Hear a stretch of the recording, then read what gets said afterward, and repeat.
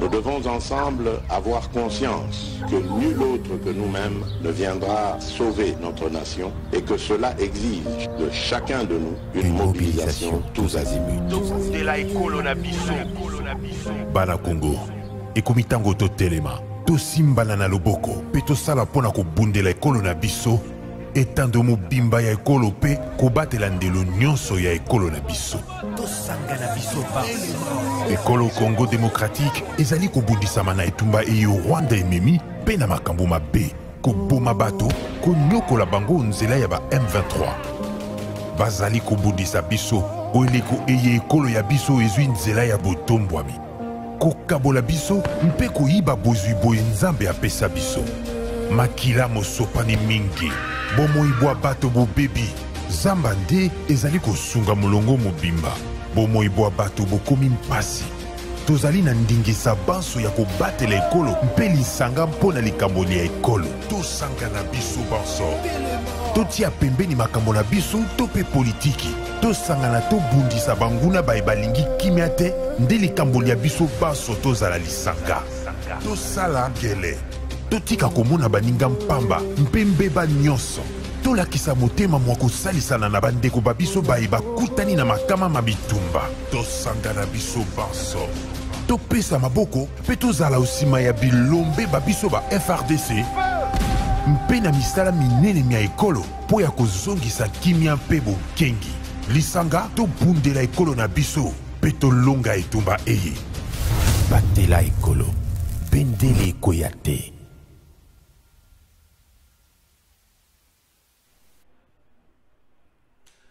Lundi 1er mai 2023, Mbote na nyonso esika bozali, Mbote na ba travailleurs congolais, Mbote na ba travailleurs ya molongo mobimba, Mbote na bandeko nyonso oyo bamikanisaka ke mosala basala des travail te esengeli bakota na ba bureau, esengeli ba vanda bazwaka mbongo na banque chaque fin du mois po bakanisaka ke bazali ba travailleurs. Nzokande basalaka mosala moko na kanisi bandeko ba recevoir ya ba transport en commun na Kinshasa, na kanisi bandeko bakumbaka moto, na kanisi bandeko nyonso oyo basalaka ba coup de main, bandeko nyonso babundaka pona ko renouer le début ya journée. Mbote na mama oyo basosunga mabota, ba mama makasi oyo basungaka mabota, batwana nyonso na kanisi bino mokolo ya lelo. Akasi ezale pa na bino bandeko nyonso bosalaka mwa quelque chose pour na ko souvenir na ba besoin. Faites du travail mokolo nango ya lelo esika nini place nini travailleur congolais azali nango na programme de gouvernance ya Félix Tshisekedi to komeka mwa muke ko kanisa yango na émission ya mokolo ya lelo. La question de sous-traitance. Est-ce que l'État azali kolemba yango? Est-ce que le ministre à travail a été dépassé par les événements? Ba expatrié, oyo basalaka ba travailleurs congolais, to benga yango nini, to pesa yango kombo nini, to kolobela yango na émission na biso ya mokolo lelo fêtez moins, bo se distraire moins, prenez le temps na journal lelo bokanisa ndenge ni boyi ko bimisa maele ya sika pona mosala bozali ko sala, mais aussi faites un travail de qualité. C'est vrai, il faut poser problème, les conditions qui poser problème, mais faites un travail de qualité comme Yangonde et que tombola bino.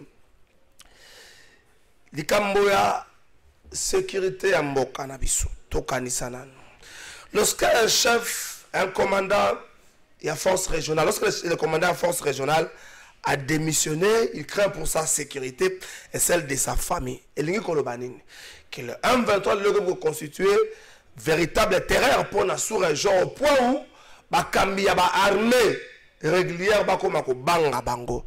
Est-ce que ndi pona biso ba congolais to comprendre que esengeli soit to pesa mo Congo na EAC oyo à un certain niveau à la kisi faiblesse na ye face à cette force occulte les M23 ou encore esengeli na biso to s'épanouir d'une manière militaire. To pesa makasi na armée na biso to koma à mesure ya ko bundisa bande ko wana to kolobela ngo na émission ya mokolo lelo Union Sacrée sortie officielle salama ki mokolo ya samedi 29 avril na stade des Martyrs.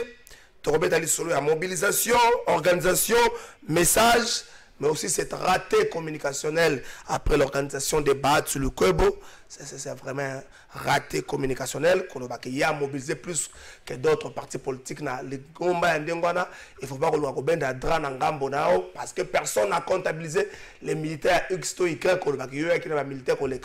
Pour le drapeau, il faut un certain l'union sacrée.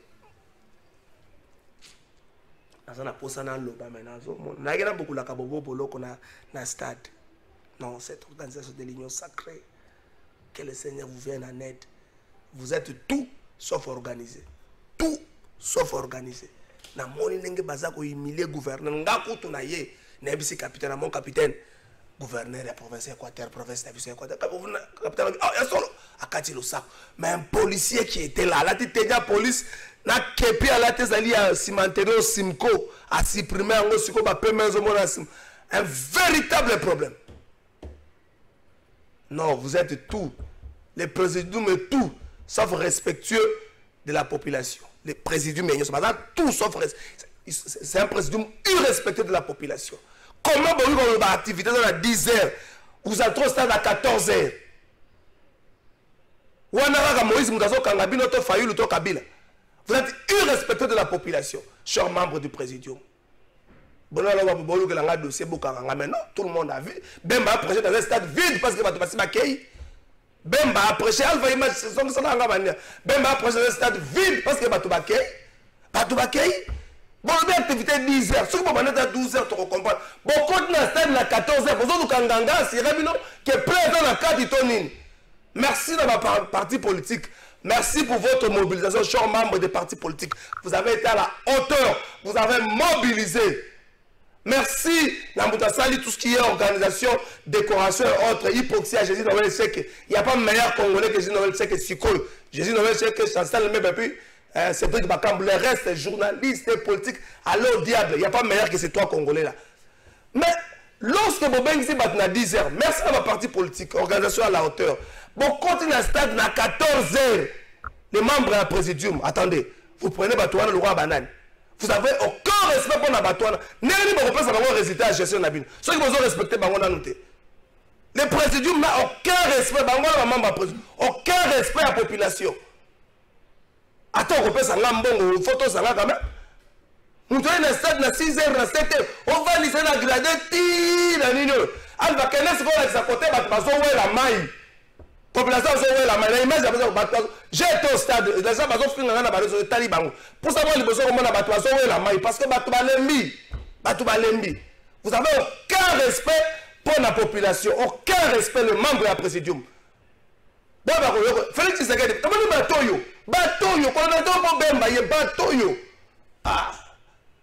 merci parce que le président Kenagine Matanga, je connais personnellement les prêtres à Koufaki. Parce que nous avons matanga na Congo central. Alors imagine pour ça nous côté batwazo la maille. Les gars moi muké. Tane batwazo la maille.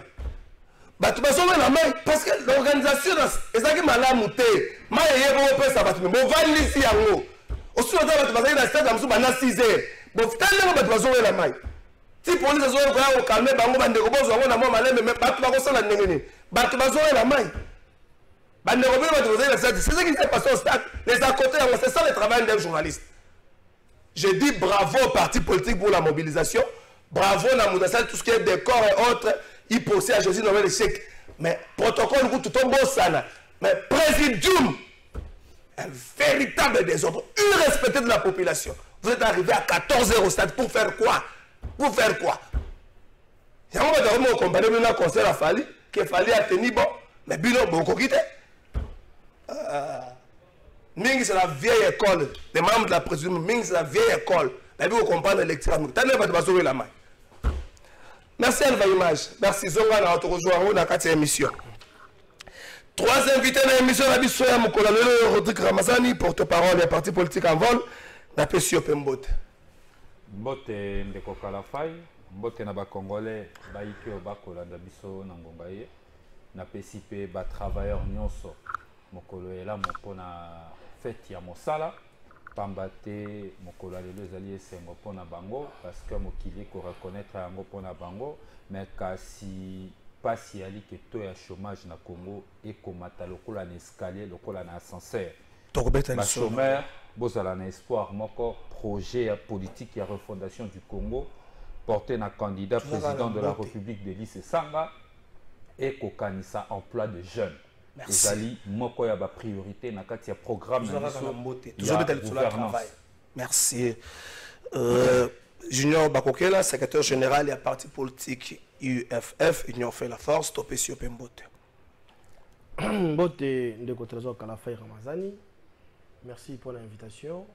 Lelo te souhaiter bonne fête na ba travailleurs nyonso ya Congo. Oyo bazako célébrer journée na bango. Mbote pe na ba débatteur na mokolo lelo.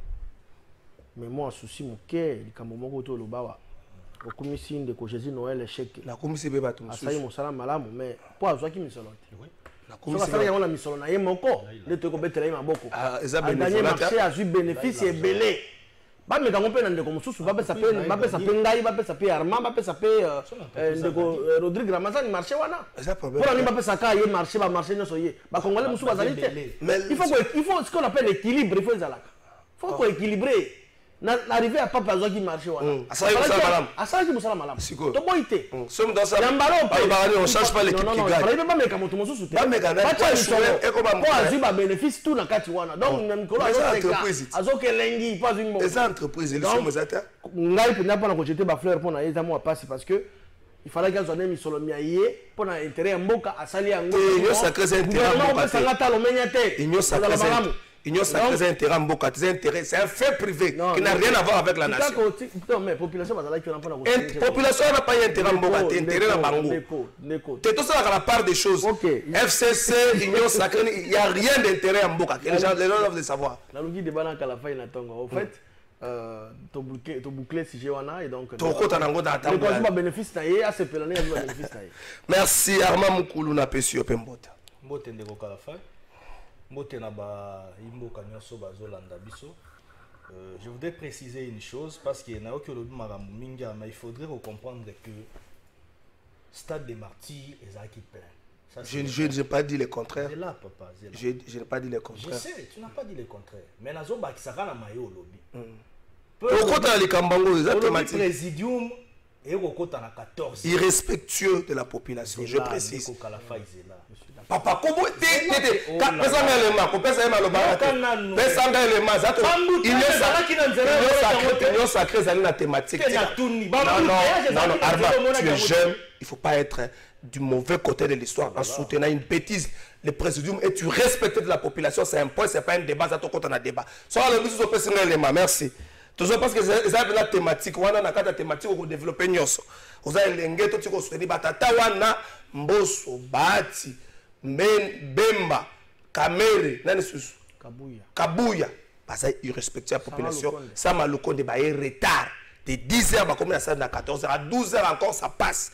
Maintenant, Erwana, le chef d'État a été président de la République, qui Santu, avec Matanga, Abbé Joseph Temo, Ouazala qui formateur, recteur dans le collège Notre-Dame de Mbanzamboma, Ngamongo personnellement, qui monsieur l'abbé Joseph Temo, na kuta na Mbalebele, na sa na interview Balebele, tous les images chef d'État bongo to resonga.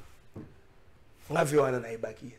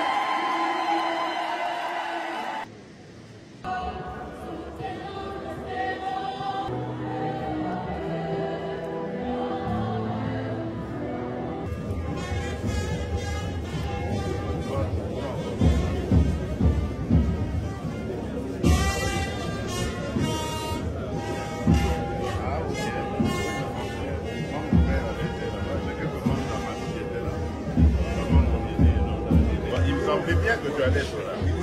Je disais, mais ça c'est un ancien.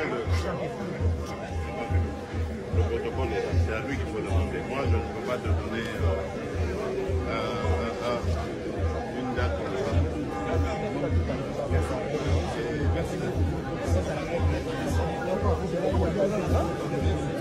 Quand on accorde, parce qu'il y a déjà il y a quelques personnes.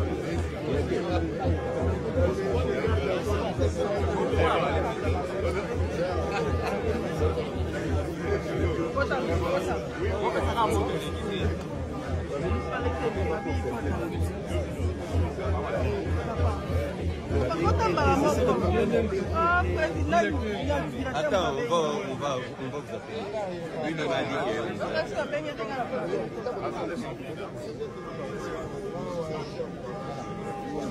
oui, vous bloquez les gars, vous allez sur la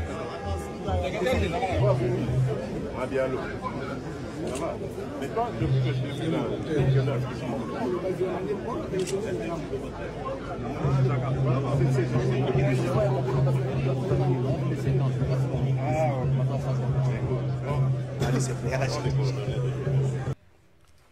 merci bon chef de l'état na bana classe na bango ezaka moi bien boye bana classe bon président soit na bana classe na bango bazo sola ba vieux souvenir ezoya ya tango wana yo kendapi.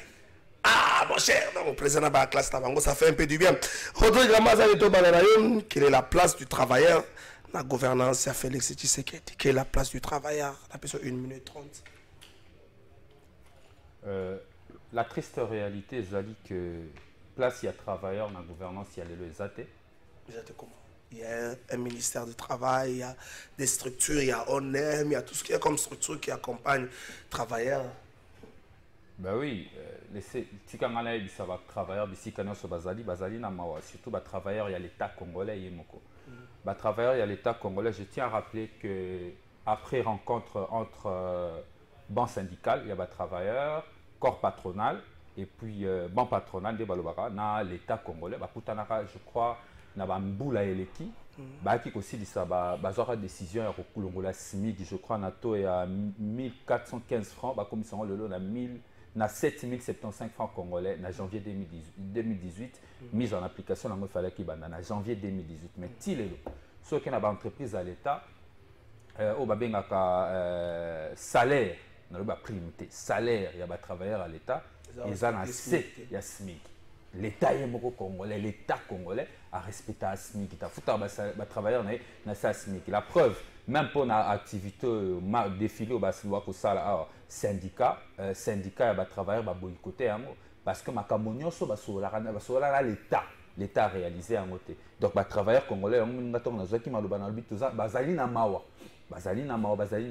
et au-delà de ça, parce que tant qu'on travail, ils ont droit constitutionnellement garanti. L'État sénégalais a garanti à protéger mon salaire à congolais. Est-ce que les travailleurs congolais sont protégés? Est-ce que l'inspecteur il travaille pour que les travailleurs congolais à travailler dans la dignité dans le journée à travail à l'élo, ils ont dit journée à travail à Mawassou Félix Tshisekedi encore que à ça dit réforme mon côté dans le secteur il y a travail où pour permettre à les travailleurs de se retrouver. Tout le chômage en principe dans le Congo tu as plus de 90% de taux de chômage. Bon au Congo tu auras célébré au journal on a coupé ça saluti na ba syndicaliste au ba boycotté journée à travail parce que chômage l'État rien l'État a respecté la SMIC raison pour laquelle na robisa bango ba garder espoir réel parce que Félix Tshisekedi a kobetara ko tata banaka na makambo ya ba travail parce que ali na vision te biso tozana alternative toana solution à problème wana nous prévoyons un cadre et un projet à refondation du Congo où kumbami na candidat président de la République Delis Sanga emploi de jeunes mécanisme nango ali comment on va y arriver zali mais malheureusement le lot ba travailleurs congolais basana mawa. Merci Junior Bakokela, pas assez de réformes pour na kubongisa secteur wana travail. Gouvernement congolais un mauvais partenaire pour nos travailleurs tout tendance confondue à protéger à bateau à sous-traitance à protéger à bateau basalaka et pas expatrié ba oyo ya yemoko n'en parlons même pas une journée moko triste pour les travailleurs congolais. Oui, hein, merci de votre trésor Kalafay. Je crois que journée à l'élo, les alliés journée, il y a des travailleurs sur le Congo. Il y a des Congolais. On a souhaité une bonne fête, malgré la vicissitude, malgré les difficultés qu'on a rencontrées tout au long de la profession, la carrière Mobimba. Ce n'est pas normal. Donc, il faut qu'on médite, il faut qu'on le la journée à l'élo. Il y a plusieurs volets. Beaucoup plus dans accentuer dans le secteur privé. Comment expliquer qu'on a biso les Congolais qui travaillent dans un contrat de travail et pas les Indo-Pakistanais?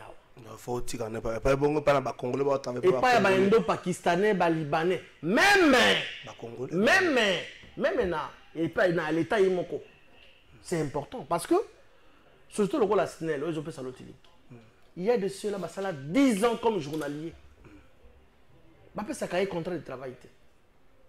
Ils ont un salaire. Donc, il y a comment bilan comment population. Parce qu'il y a dans la place pour ça que la terre. Ceux qui ont quartier tel câble les Ziki. D'ailleurs, même ces gens-là travaillent beaucoup plus que les directeurs, les cadres dans le bureau. Bon, on va faire terrain. Mais le contrat de travail est à la caté. Ceux qui ont koufi, à quel cas, sans des comptes famille, c'est inacceptable. Quelque part, l'État est défaillant. Tout dans le secteur privé, on a vu la pâtisserie, la boulangerie, le supermarché. Il t'approche comme ça pour te dire que dans un marié père de 5 enfants. On me paye le mois $70. Contrat de travail peut être à la carte. On peut les chasser à tout moment. On a beaucoup de révocation de licenciement parce que s'il s'agit d'un licenciement, c'est-à-dire qu'il y a un contrat. On peut les chasser à tout moment. Ils se réveillent le matin et bonne humeur, mauvaise humeur, et lingi dans de côté pour la chemise en rouge. Ce n'est pas normal. Et l'État Zaliwana, rôle et inspection générale du travail. Les autres sont inspection générale du travail. Ok, vous funda employeur na yo. Mais et comme il y a des problèmes, comme il y a 1000 tours, solution soit parce que même hier, mon copain inspection générale, inspecteur du travail, a zali maltraité. Qui est dans le bureau, dans le bureau. Inspection générale du travail. Qui est dans 15e rue, inspection provinciale du travail. Au côté dans le bureau, il y a un inspecteur du travail. Au moni, kit yamabaya, qui table yamabaya, condition mon corps. Il faut se vendre dans la kit. Vous imaginez? Si vous n'avez pas de pantalon, vous avez il y a un résultat.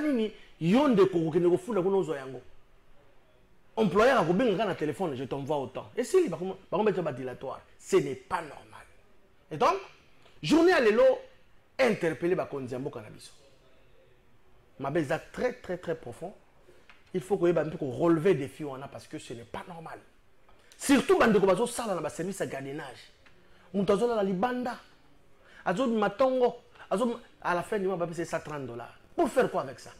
Merci. Armand Moukoulou, est-ce que le ministre du Travail, Prévoyance sociale, Azali débordé dans l'événement? Est-ce que le partage du gouvernement par rapport au quota politique, il y a des problèmes de ce côté? Parce qu'on ne sent pas dans le ministre du Travail dynamisme dans le sens il y a qu'on redorer les travailleurs et puis qu'on peut savoir le coup moins bon. Merci beaucoup. Je serai beaucoup plus technique parce que vous savez, à un certain moment, lorsqu'on parle du pays, il faut tout comme on parle du secteur, il y a domaine à sous-traitance. Je voudrais d'abord féliciter un monsieur. C'est tout la sous-traitance, c'est toujours le bela. Les affaires du travail. Tango, autorité de régulation et à sous-traitance, il y a secteur privé qui créé en 2017. ARSP. Olele Kambamana, Mwana Mboka, Miguel Katem. On constatait un vide de fonctionnement. Or, les structures, les services, les entreprises, ils ont en tout cas importance capitale Pourquoi je dis ça? Vous allez remarquer que ça secteur moko oyo soki penza mosala sala malamu ndenge DG Miguel azosala et même la biso mosolo mingi même na kati ya libenga ya l'état. Parce que ça secteur oyo ezo surveiller justement mosala oyo ya ba sous-traitance wana kati ya secteur privé ya domaine privé. Ezo réguler. Ezo landela ezo sala suivi. Ba magui ba nini ba non respect ba magamiso ndeko salama ezo landela yango. C'est la raison pour laquelle, pour na kota na kati ya vif, il y a sujet na baki, je vais féliciter ce monsieur-là, la Moussa Ossala. Malheureusement, on constate qu'aujourd'hui, il y a des gens au bateau, les cas qui n'ont pas combattre, parce qu'il va moni, les lots sont tellement même purement des dettes antérieures. Les Ossalama, acquisition en matériel roulant d'informatique. Et hier, tout le monde a une entreprise, à ça la marketing, à malam, pour une grande société à secteur wana mobimba na ba partenaire ndeti ba feko bazo sola malamu ba kopemeko bazo sola malamu ba travailleur bazo na secteur wana te non ba travailleur bazo na secteur neti ngana yebi mutu moko aza na sous-traitance ba longola kaka na supermarché mo po amela miliki ameki exact yepete c'est là où maintenant au moni ba tu former ba OPJ et puis ba doter ba on peut ba matériel de mobilité ndeti ba jeep au monaki DG Miguel Katemba, les kaki a pesaki bango officiellement. Ba tuko ba c'est bango l'homme sous les sous. Ba pesona ba na mission nini? Ba na mission justement ya kolandela ya kosala suivi. Kokota partout. Na ba entreprise nyonso wana o eza na kati ya secteur wana ya domaine ya autorégulation ya secteur privé. Po ba sa nini? Po ba yeba na kokanga ba faille o eza kuna et puis ba sanction epesama à la longue selon ba instruction ya et donc, pour revenir maintenant au sujet de Alelo, 1 minute. Na lingana lobelo originaire au tiko loba na me ko compléter moi moké. Soko ke même na nakati ya fonctionnement ya l'état yé moko d'abord. Un travailleur qui est dans le secteur public d'abord est très mal payé. Commençons d'abord dans le secteur public. Avant que dans le secteur privé, tout dans le secteur public. Ce qui est autre entreprise publique de l'État, des juniors à lobby à mon couteau. Ce qui est même dans la fonction publique d'une manière générale. Vous allez vous rendre compte qu'un fonctionnaire de l'État comme ça, salaire de base, salaire de base, partout ils ont des mots. On se rend compte qu'il y a un fonctionnaire de l'État, au gradé, même par exemple le secrétaire général au monde, a un salaire de base par exemple à 450 000 francs congolais. Imaginez-vous un peu ensemble salaire de l'État. Pour ne pas aller d'abord dans les secteurs privés, tous en ont. Parce qu'au fonctionnaire de l'État, il y a souka, un huissier par exemple. On a un grade assez, on a combien? Au moment où on a des déséquilibres fonctionnaires, il y a un ministère, il y a un prix mais délai. Il y a un mobiliser recette. Mais il y a possibilité de créer un équilibre. Bon, on a une source de mobilisation, il y a une recette. Mais l'objet qui est ministère misusu par exemple bazana ba source mobilisation de finance bazana lokola batu moko boye kaka bongo soki toke na ba domaine d'être enseignement c'est vrai tout le monde a moins amélioration mais c'est toujours insuffisant, vous comprenez? Donc il y a un problème très sérieux où il faut en réalité secteur où on est à travail il faudrait vraiment tout bundami pour le logo mais surtout dans le secteur privé vous allez vous rendre compte que même les inspecteurs du travail là d'abord, ils sont très mal payés. Ah ça, Moussani. Moi j'ai la salle il y a ministère du travail, je sais de quoi je vous parle. Tout n'est pas dit aux médias. Mais un inspecteur du travail qui n'est même pas d'abord rémunéré à la hauteur. Il y a mon salaire au PCE selon charte. Il y a fonctionnement et inspection générale du travail. Ensemble, ça se connaît. Mais en compte la corruption. Merci à vous. Tout simplement que les secteurs moko il faudrait vraiment tout mis au mingi pour un peu qu'on travaille pour la tomber à Congolais. Aujourd'hui, quand on dit le chômage, zéro matin. Est-ce que 30 secondes, est-ce que le gouvernement a organisé les Kambango, je préfère la source à Rodri pour les Kambango à tout le chômage, est-ce que le gouvernement a organisé encore tout Kenya nous? Non, mais ils ont le rôle à l'État. L'État, il faut qu'on voit comment qu'on tient concitoyens et compatriotes à la l'aise. Est-ce qu'on se pose la question? D'accord, le bataille qui est au chômage, non. Non. Réduire, non, mais création d'emplois pézali. Mais ce qui est vrai, nous tous ça pour conseiller le gouvernement Nabiso. travailler. Et ça, c'est le cas chef de l'État, enfin, c'est bien, il donne l'impulsion. Mais vous, les collaborateurs, les personnes à qui il y a si confiance, à placer confiance en vous, il faut travailler, il faut satisfaire le peuple congolais. Si ce point-là, il y a encore beaucoup à faire. Tout à chômage, Togo se voiler face. Ils allaient vraiment à la hauteur. Il faut qu'on y comment que les Congolais sont là pour se prendre en charge. Il y a un même rôle, les champignons, c'est parce que le chômage est ça, ma casse la boca. Merci. Armand Moukoulou. Est-ce que Moussala, au gouvernement congolais, a créé un cabinet ministériel, mais un travail durable, un travail de qualité, pour assurer un avenir meilleur. Le gouvernement, ça, n'a pas on dirait. Non, d'abord, nous devons noter que un cabinet ministériel jouit d'un pouvoir politique. C'est un mandat. Il y a un créé. Bon, avantage, ils aura toujours, et bandit de l'autre. Même n'importe tout le monde a un cabinet ministériel, ça a un avantage. Parce qu'on suppose qu'il y a un collaborateur direct du gouvernement. Donc ça, c'est dans ce sens-là, c'est dans l'aspect politique. Mais dans l'aspect technique, c'est vrai, de l'autre recrutement, ils ont ça même dans le domaine de la fonction publique. On a vu même la nouvelle unité avec un chiffre quasiment élevé à plus ou moins 43 850 nouvelles unités mécanisées payées. Tout le monde a même dans le domaine de la fonction publique. Retraité, quand même, ça évolue quand même petit à petit. Mais il faut qu'il y ait une collaboration dans le secteur privé. C'est pas pour rien c'est pas pour rien que Nazo insisté dans Makambo, dans le lobby, il y a domaine dans le secteur privé, Nazo, il y a ARSP et pas DG Miguel Katem. Si nous verrions, si nous contrôlons dans le secteur privé, si nous avons le pouvoir total du secteur privé, c'est là où on a accroître moins nombre d'emplois. Parce que dans les grandes civilisations du monde, le secteur privé a toujours un appui. Donc on est déjà monté. Parce que ce total, ils ont bénéficié penza comme il faut dans la Congolais. Qu'est-ce qu'il faut faire? Il faut aller vers le secteur privé. C'est la raison pour laquelle je suis en train d'insister dans le il faut régulation du secteur privé. Merci. C'est pourquoi entreprise doit nous avoir autorité de régulation. Il y a sous-traitance dans le secteur privé, c'est très important. Il faut tout encourager. DG Miguel Kater, il faut bâtir les moyens, il faut à contrôler le pourcentage de les autres tambola volatilisés. Ils ont analysé l'État n'a pas la traçabilité pour être les Congolais dans le domaine du secteur, on va profiter de la et puis ça quand même dans la condition là. Merci. Il y a même vulgarisation de la loi sur la sous-traitance. On te regarde pour la thématique.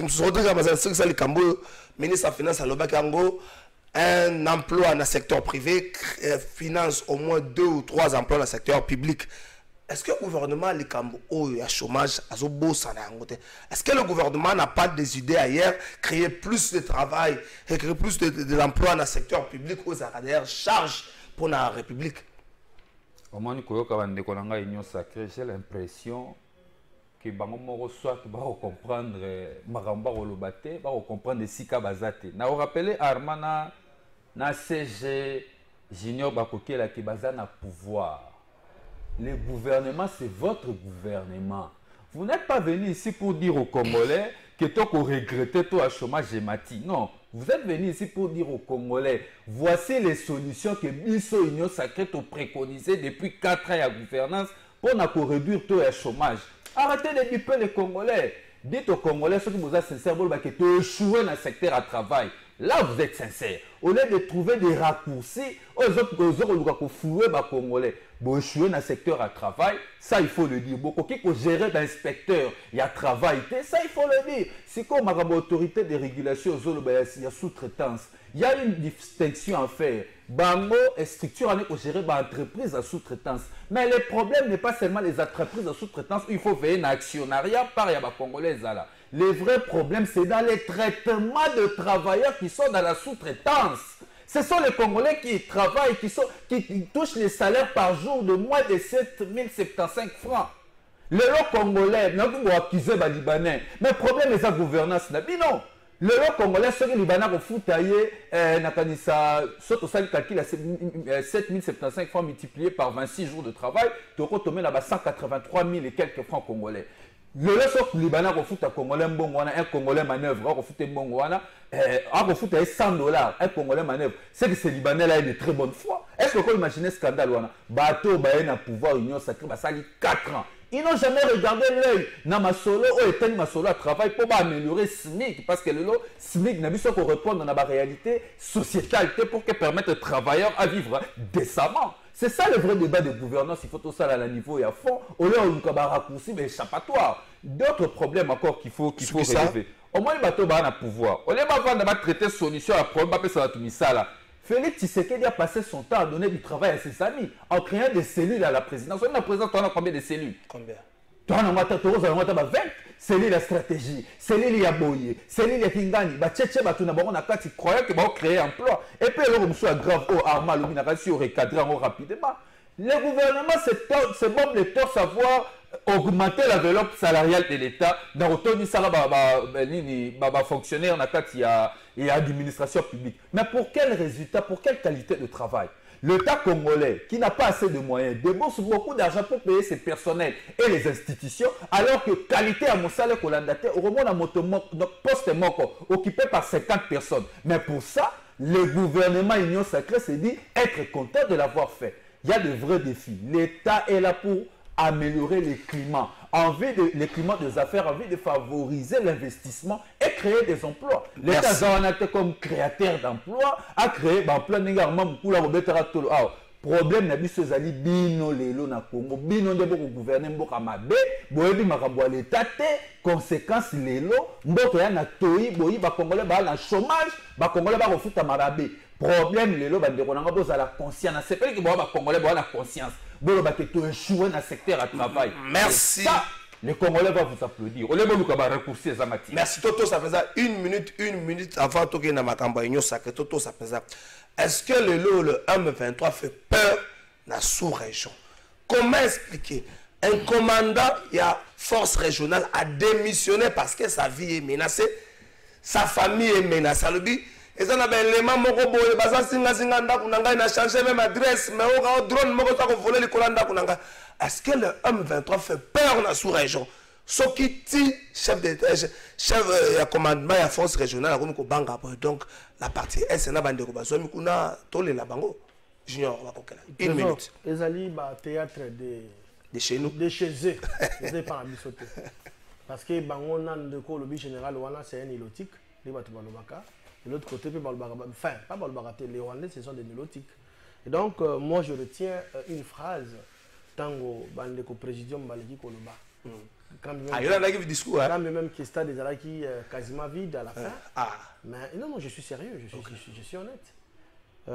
Ndeko Jean-Pierre Bembaloba qui, intégrité territoriale, toko négocier, yango te que to céder ne serait-ce qu'à 1 mètre carré na bapaya. Toko négocier yango te. Les Congo restent indivisibles. Ok? En fait, c'est dire que ce monsieur-là, il se sent en insécurité. Nous, on ne va pas céder. Donc, on ne va pas négocier avec le terroriste. Ils ont qui idée. Tata Mokonzi Zamboka, tu veux qu'ils aient relayé dans le gouvernement. Et donc, nous avons fait confiance dans le gouvernement. Tu peux négocier jamais dans le M23. Merci. Bon, il faudrait comprendre les contours de fonctionnement et un système géopolitique, dans le domaine stratégique et amour en abysso.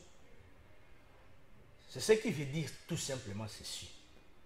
Tant que moni tata mokondi moko déjà bané koloba yango. Et banza sangwa oh non, le président Tshisekedi a signé des accords militaires avec le M23, ceci cela. Tolobaki yango awa nyonso ezalaki bosolo te ezalaki lokuta.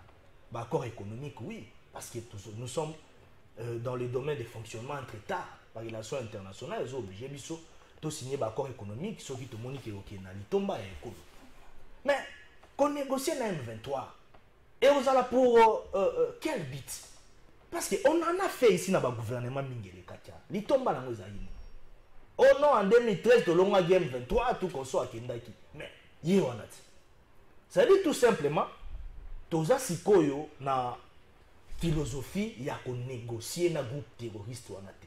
So yogi général wana bon, je sais pas, wana ils ont engagé rien, ils ont engagé ceux qui habitent pour des raisons de sécurité, il y a famille na ye moko konso institut. Moi je regrette parce que ceux qui totani na kati ya Mankomi ya Luanda, ceux qui totani na kati ya Mankomi ya Nairobi, ceux qui totani na kati ya Mankomi ya EAC, vous comprendrez que il y a déjà du suspect. Il y a du suspect. Biso tozo to sa Mankomi wana, mais apparemment bandeko ba ina biso oyo toyi na bango toyo kanaki ba ya ba gérer zone tampon wana, apparemment baza un peu flou. Merci. Mais quant à cela, le gouvernement de la République est très déterminé. Nansi Bolandaki de Christophe Lutundula recadre qui général wana.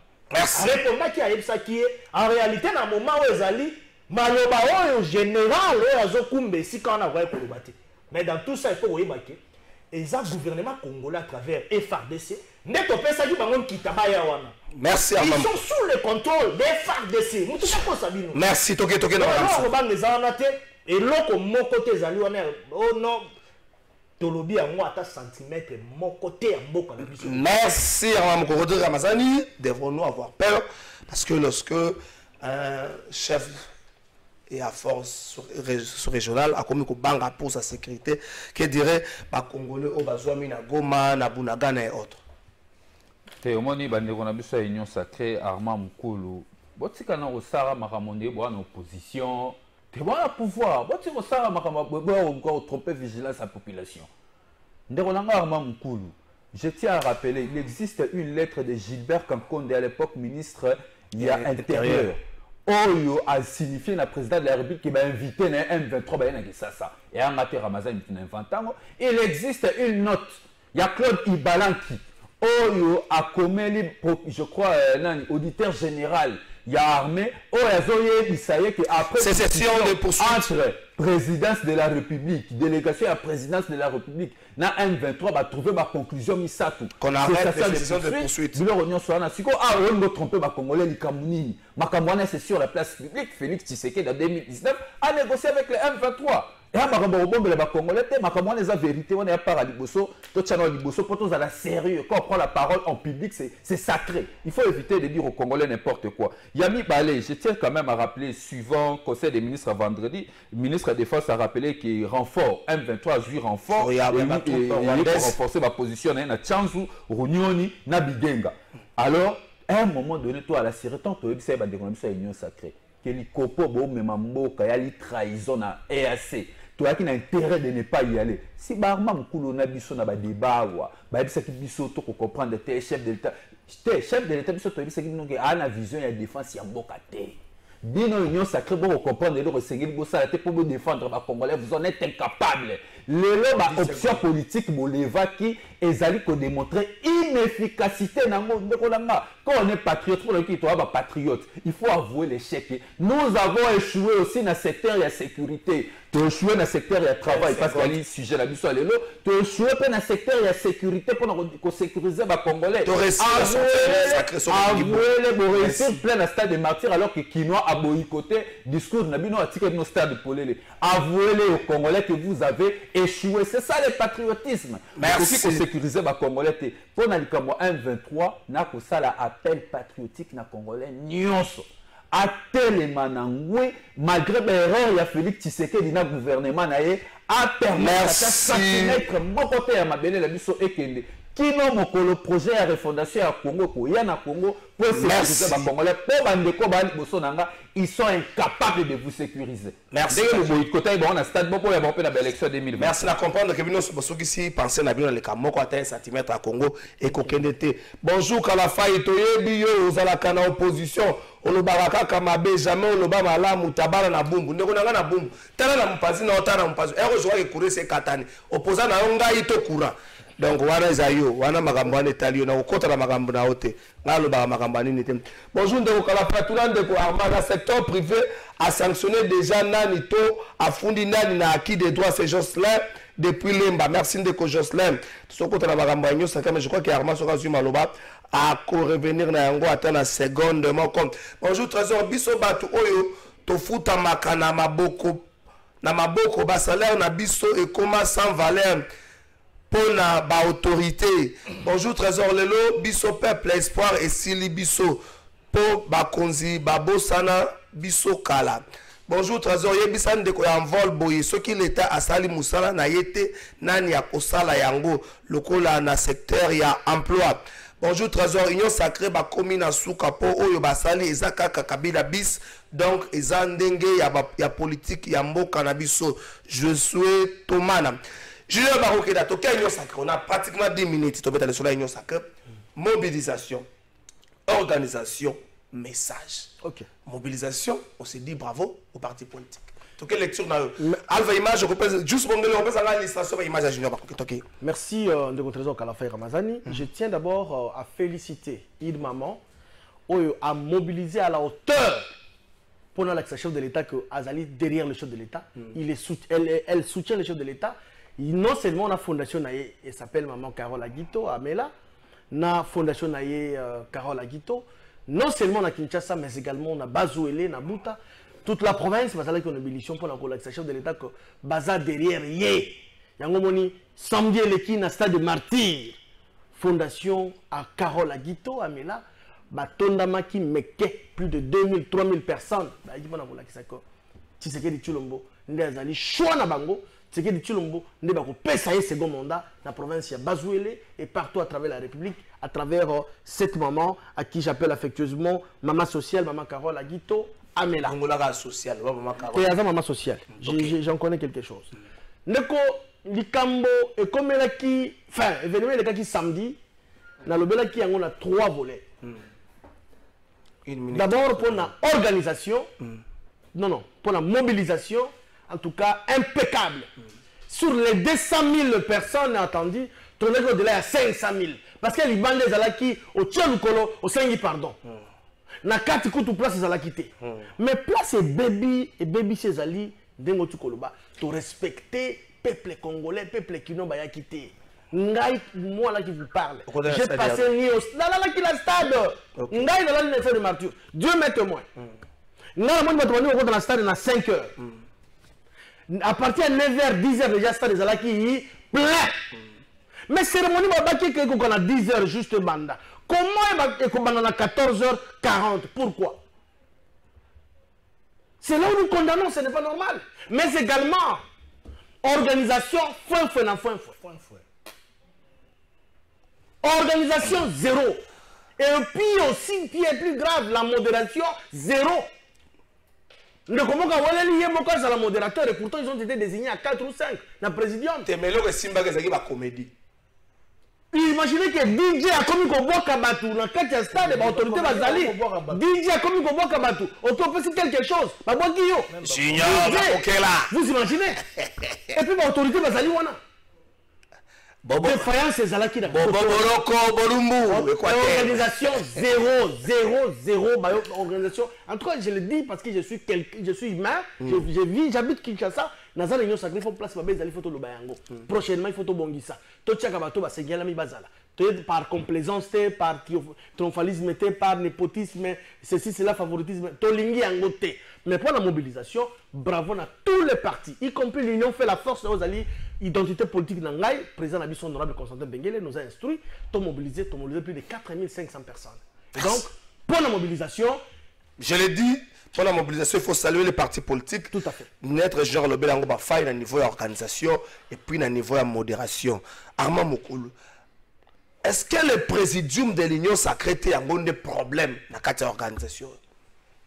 Merci Ndeko Kalafay. On a 2 minutes.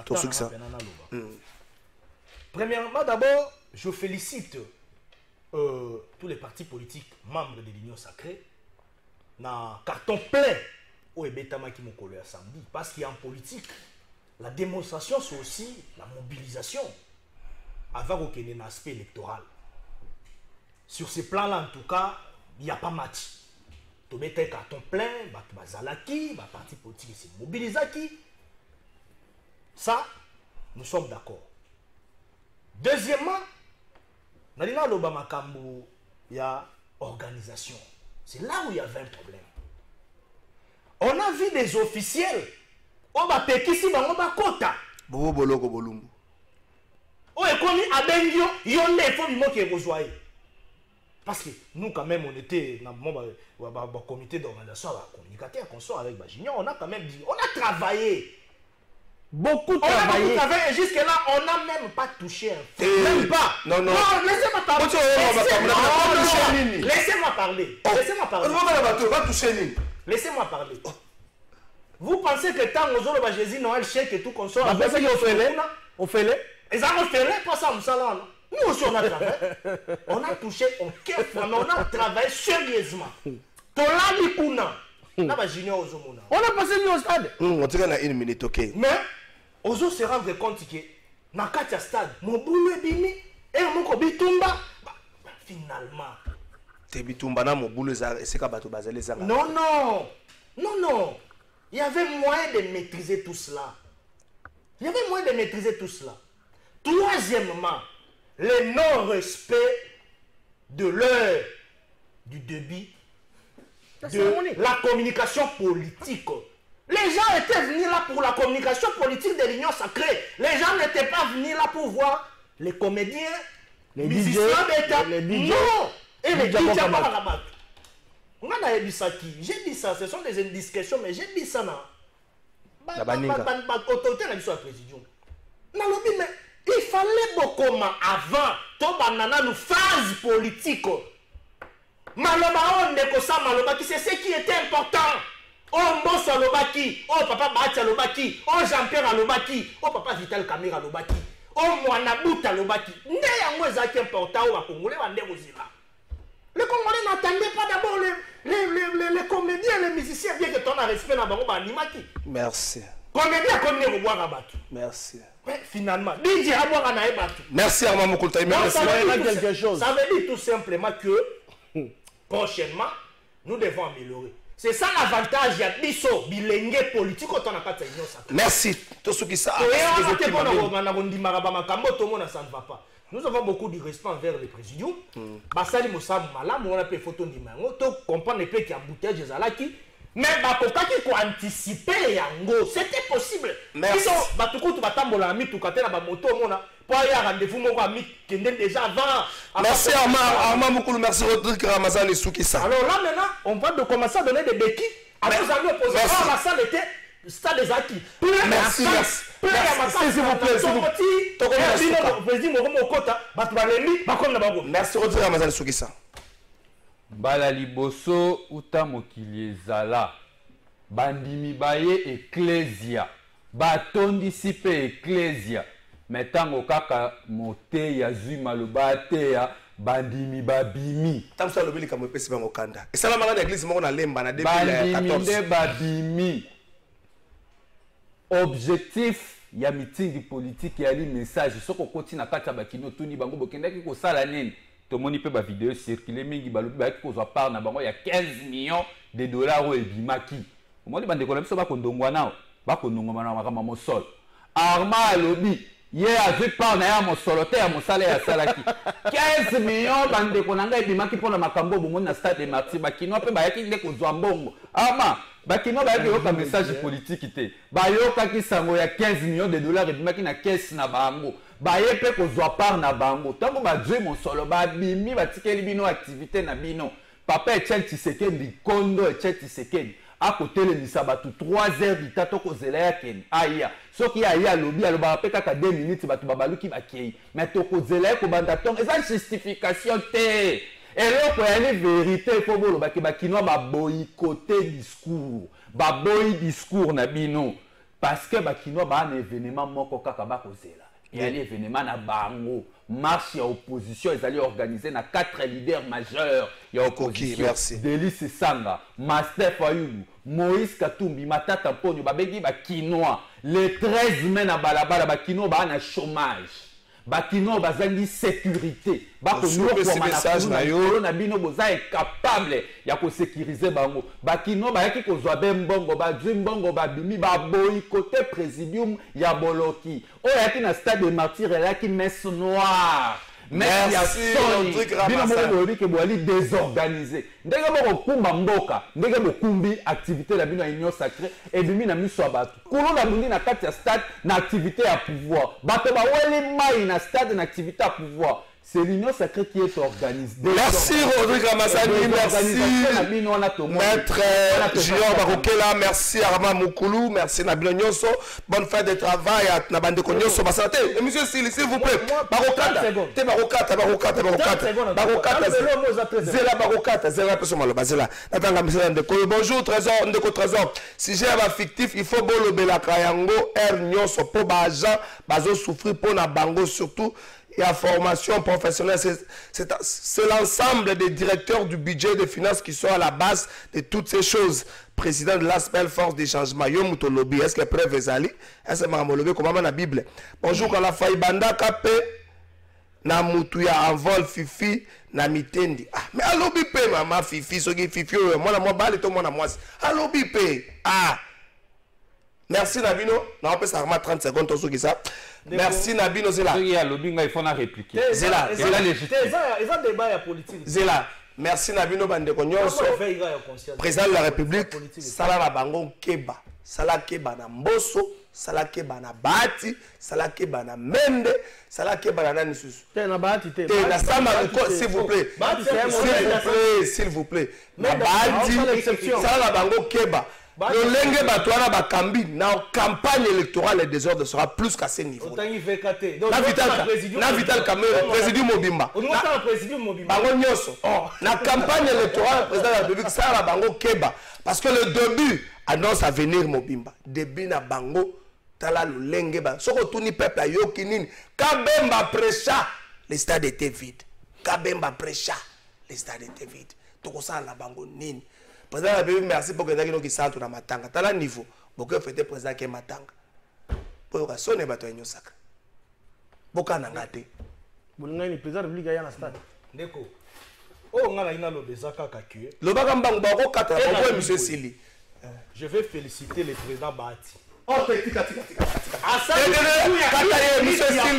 Monsieur Sili, Bati a salé. A créé polémique dans le Sondage.